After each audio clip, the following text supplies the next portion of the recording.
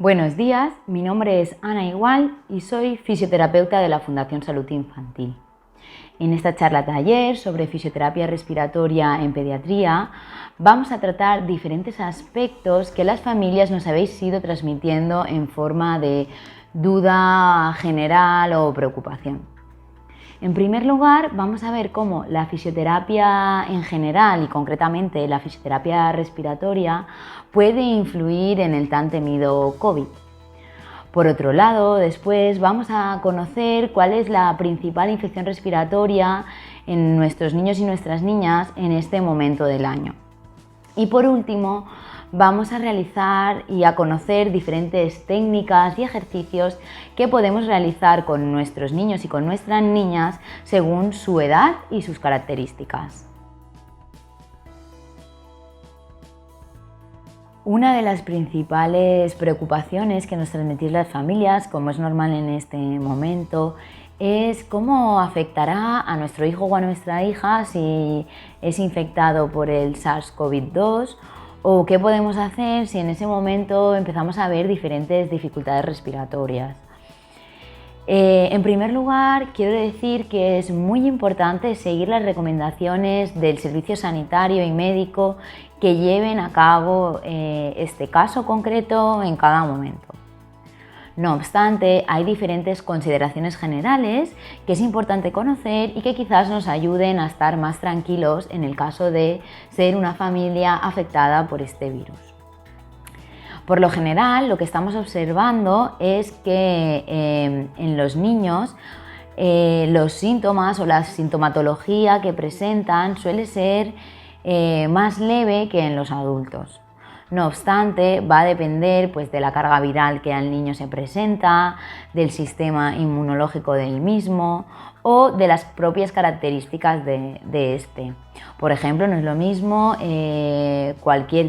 adquirir cualquier tipo de virus con un problema respiratorio de base que sin estas dificultades. Si revisamos la literatura actual sobre la fisioterapia respiratoria y el COVID-19, podemos concluir que los objetivos generales de la fisioterapia respiratoria son, sobre todo, mejorar la sensación de disnea, esta sensación de falta de aire o de ahogo, prevenir diferentes complicaciones, preservar, que es muy importante, preservar la función del pulmón, ya que en algunos casos se ve afectada, prevenir y mejorar la disfunción y la discapacidad. Y en modo general y global, mejorar la calidad de vida del niño o la niña. Es importante recordar que todo lo que a continuación vamos a mencionar son consideraciones generales que tendremos que supervisar por un profesional sanitario. Generalmente, en primer lugar, suele existir una fase de confinamiento, donde se pretenderá mantenerse activo el mayor tiempo posible. Las recomendaciones generales para esta fase son evitar periodos largos de sedestación o inmovilidad, realizar ejercicios físicos a diario en la medida de lo posible, siempre que el peque no se encuentre mal, siempre que no veáis que tenga esa sensación de cansancio o falta de respiración, ¿vale? También podemos hacer juegos o actividades donde tenga que realizar una coordinación de la respiración, ¿vale? Este tipo de ejercicios los veremos al final de esta charla, de este taller. Y sobre todo, muy importante, favorecer la hidratación del niño o de la niña.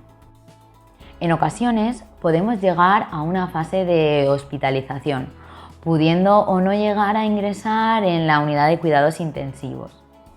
Pese a que la fisioterapia respiratoria puede influir en esta fase, la fisioterapia respiratoria y la fisioterapia en general, la dejaremos al margen en esta charla, ya que son aspectos que se van a trabajar de forma conjunta con el sistema sanitario de este hospital concreto en el que puedan estar nuestros niños y nuestras niñas.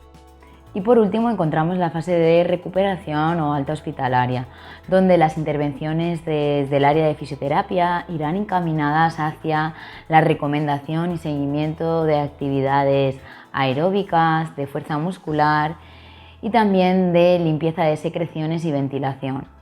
Estas actividades dependerán de las características del momento de cada usuario.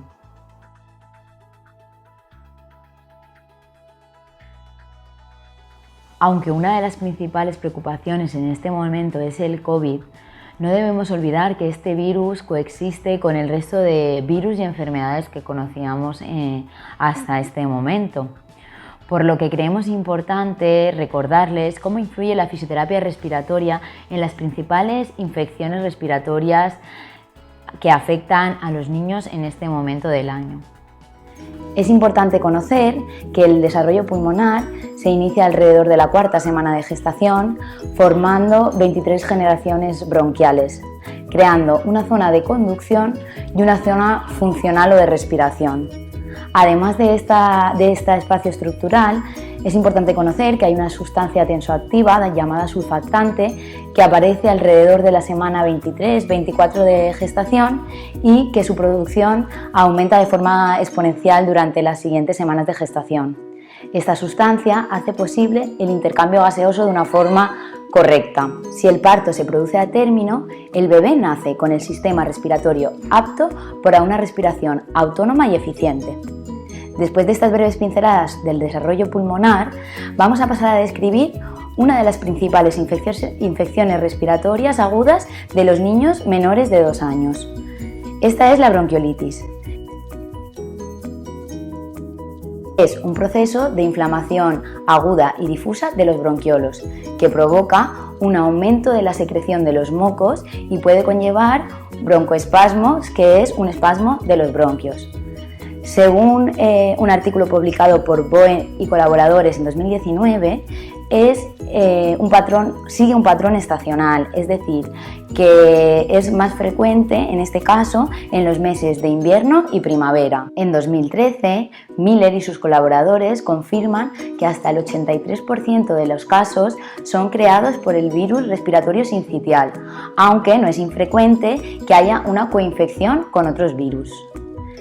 Por lo general, la bronquiolitis aguda se resuelve de forma ambulatoria, aunque, según demuestra Florini y colaboradores, hasta un 2 o un 3% de los casos necesitan ingreso hospitalario, siendo esta la causa más frecuente de ingresos en los niños y niñas menores de 12 meses.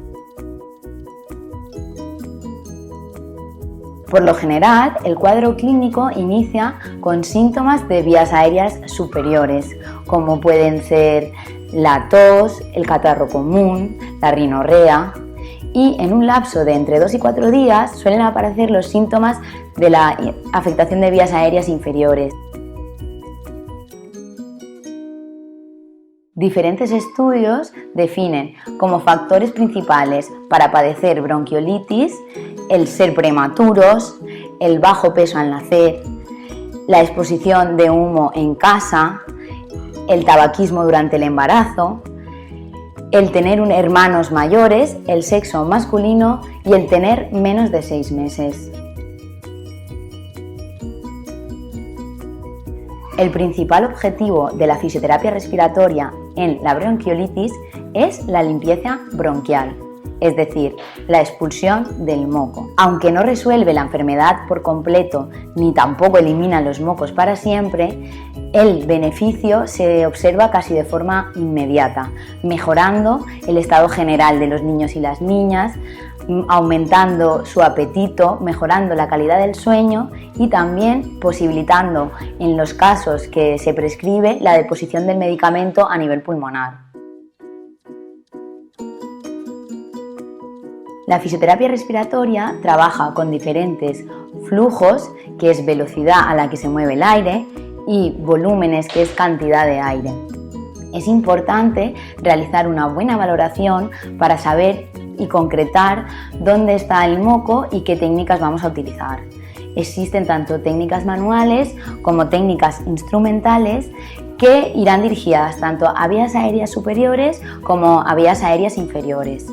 Las principales técnicas de las vías aéreas superiores son el lavado nasal y la desobstrucción rinofaríngea, aunque existen muchos más. En el caso de las vías aéreas inferiores existe una mayor cantidad de técnicas que van a depender de la localización del moco y de la colaboración del niño. En este caso me gustaría destacar el trabajo que realizamos con el Cough Assist, que es un dispositivo que por un lado provoca unas vibraciones oscilatorias en el pulmón que ayuda a movilizar y ablandar las secreciones, y por otro lado aplica una presión positiva durante la inspiración seguida de una presión negativa que provoca un flujo muy parecido a la tos, que esto provoca la expulsión de las secreciones. A continuación vamos a ver diferentes técnicas, ejercicios y juegos que podemos realizar con nuestros hijos y con nuestras hijas según sus características, edad y la clínica del momento. Recuerdo que es muy importante que todo este tipo de ejercicios respiratorios se trabajen de forma coordinada con el equipo sanitario que interviene con el niño, y sobre todo que no se realicen en el caso de que observéis fiebre, dificultad respiratoria, excesivo cansancio y por supuesto pues si acaba de salir de una intervención quirúrgica o cualquier otro aspecto que nos dificulten estas actividades. Vamos a empezar con técnicas ventilatorias y de drenaje de secreciones, donde el objetivo principal va a ser reeducar y mejorar el patrón ventilatorio, mejorar el movimiento torácico y favorecer la eliminación de secreciones que en ocasiones se acumulan. En este caso vamos a empezar por niños no colaboradores, es decir, niños de menores de 2-3 añitos o con una dificultad motórica mayor, donde necesitamos ejercicios asistidos por el adulto. En este caso vamos a empezar con la aspiración lenta prolongada, que lo que vamos a hacer es colocar al niño tumbado boca arriba con una de nuestras manos en el tórax y la otra en el abdomen. La mano del abdomen la utilizaremos de contención de todo lo que es la musculatura abdominal y la mano del tórax será la que trabajará en este caso. Lo primero que tenemos que hacer es acompasar nuestro movimiento de las manos con la respiración de los niños, que en este caso suele ser un poquito más lenta que la nuestra. Una vez que notamos cómo suben y bajan nuestras manos al mismo tiempo que el peque respira, en una de las inspiraciones coge aire el niño, acompañamos el movimiento y cuando suelte el aire lo que hacemos es con esta mano descender el tórax acompañando ese movimiento. Coge aire, suelta, mantenemos. Cuando el niño quiere coger aire de nuevo, lo que tenemos que hacer es mantener esa presión para que el niño no vuelva a hinchar y mover todo el tórax, simplemente mantendremos el movimiento. Esto lo podemos hacer durante 3 ciclos respiratorios. Coge aire, lo que hacemos es evitar que el tórax suba, mantener la posición, sopla, asistimos el movimiento del tórax hacia abajo. Una vez estos 3 ciclos respiratorios, cuando el niño coge aire, acompañamos el movimiento dejando que se expanda su tórax. Esta técnica la podemos realizar en diferentes ocasiones y lo que conseguimos es desinsuflar el pulmón. En muchas ocasiones los niños con afectaciones respiratorias cogen mucho aire pero no lo sueltan todo, lo que provoca esta hiperinsuflación. Muchas veces vemos como que su barriguita está continuamente hinchada. Lo que queremos conseguir es que este niño respire a volúmenes más bajitos y que sea ese flujo respiratorio el que movilice el propio moco hacia vías aéreas más superiores y que cuando estén altos le provoquen el reflejo de la tos y salgan solitos. En esta técnica tenemos que llevar especial cuidado con niños que no tienen un buen reflejo de la tos o niños con afectaciones motóricas graves que no tienen la fuerza suficiente para realizar esta tos, ya que podríamos provocar que el moco subiese pero no saliese. Con los niños y las niñas un poquito más mayores ya podemos realizar diferentes actividades de ventilación y de movilidad dirigida. Es importante que los niños colaboradores tengan un buen control de la respiración, ya que si posteriormente vamos a realizar o vamos a necesitar realizar una limpieza bronquial dirigida o asistida, va a ser mucho más fácil si el niño tiene un buen control de su respiración. Es importante que todas estas actividades que veamos a continuación se realicen en forma de juego. El trabajo del soplo y del patrón ventilatorio en ocasiones puede ser muy divertido o en otras puede ser algo aburrido o monótono para el niño, por lo que tenemos que siempre conseguir esa parte lúdica de estas actividades. En primer lugar, para que el niño vaya aprendiendo a controlar su respiración, podemos hacer actividades donde pongamos nuestras manos en su pecho y en su abdomen, o incluso asistirle a que él ponga su mano en su pecho y su abdomen. Y entonces le diremos que coja aire por la nariz, que suelte por la boca, intentando que se muevan una de las manos. Podemos hacer una respiración diafragmática donde le diremos que se tiene que hinchar mucho su barriga empujando la mano que tenemos puesta en ella.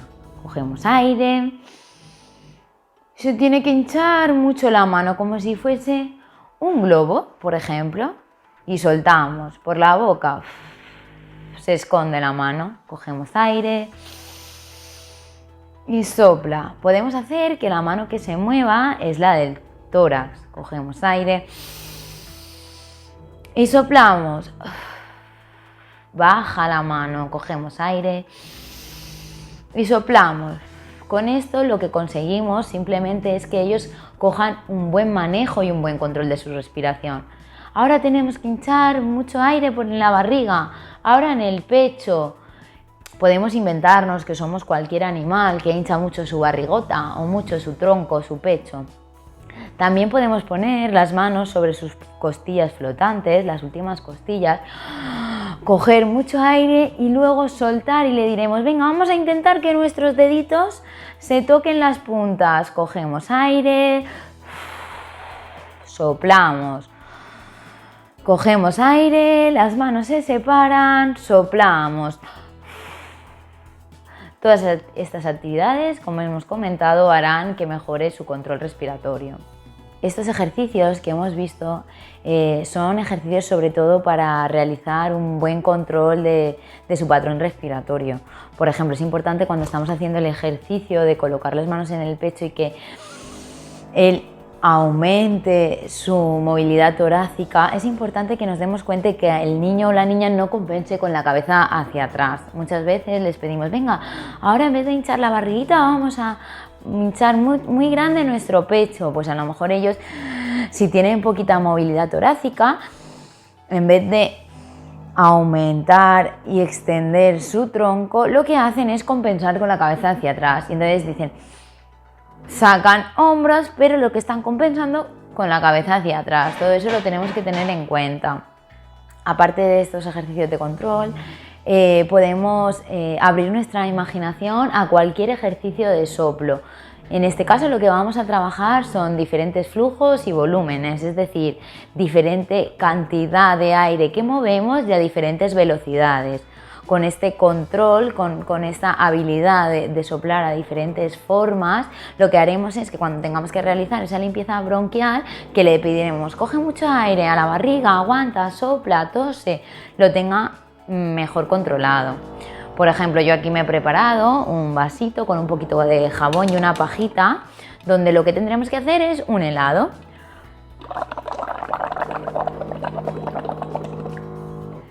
Y la verdad es que les suele gustar mucho porque les parece muy divertido. ¿Qué podemos hacer así aquí? Pues podemos pedirle que sople muy fuerte para hacer el helado muy rápido. Podemos decir que tenemos que hacer el helado despacito, soplando flojito. O por ejemplo que vamos a contar hasta 10 para crear el helado, o hasta 3 o hasta 2. Es importante que si son pequeños practiquéis solo con agua, no con agua y jabón, porque muchas veces al ver una pajita lo que hacen es absorber cuando beben, como cuando beben un zumo. Luego, pues por ejemplo también tenemos pipas de soplo. donde tienen que levantar la bolita. Estas pueden ser pipas comerciales o también las podemos hacer de forma reciclada con la parte del tapón de la botella, ¿vale? De una botella de agua, por ejemplo.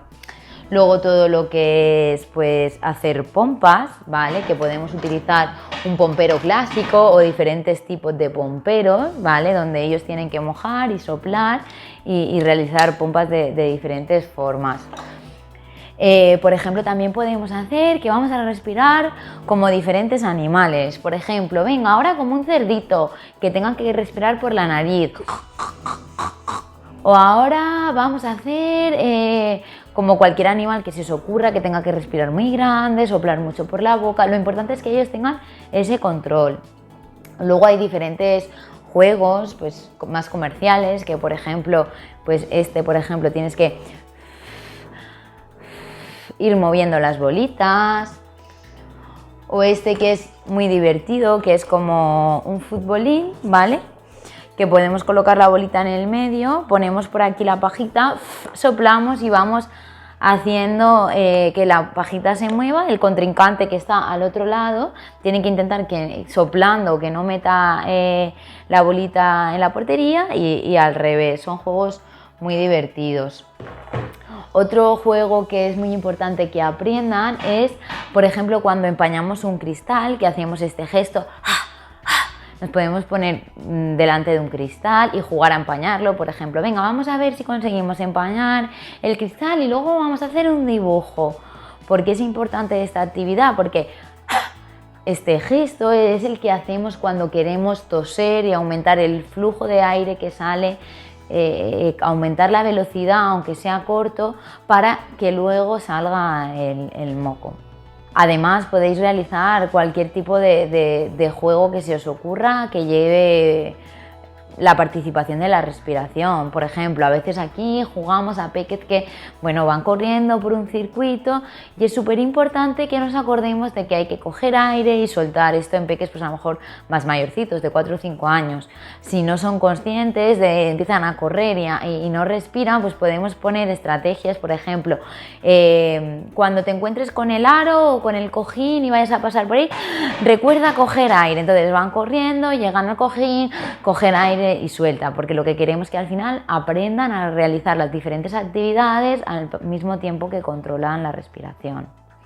Y por último, después de ver todos estos ejercicios, pues simplemente recordaros que la fisioterapia respiratoria puede ser muy útil en vuestros niños y en vuestras niñas, sobre todo en esos momentos donde observamos un acúmulo de secreciones, donde tenemos mocos y parece que el peque no pueda sacar por sí solo toda esa cantidad de mocos. Para evitar esos ingresos hospitalarios se favorece a través de la fisioterapia respiratoria esta secreción y control del moco. Simplemente informaros que el próximo lunes 16 de noviembre a las 5 de la tarde vamos a tener un espacio online en el que podemos compartir cualquier duda que os surja, pues ya no solo sobre este pequeño esta pequeña charla taller que hemos realizado, sino cualquier duda que os surja sobre la fisioterapia respiratoria.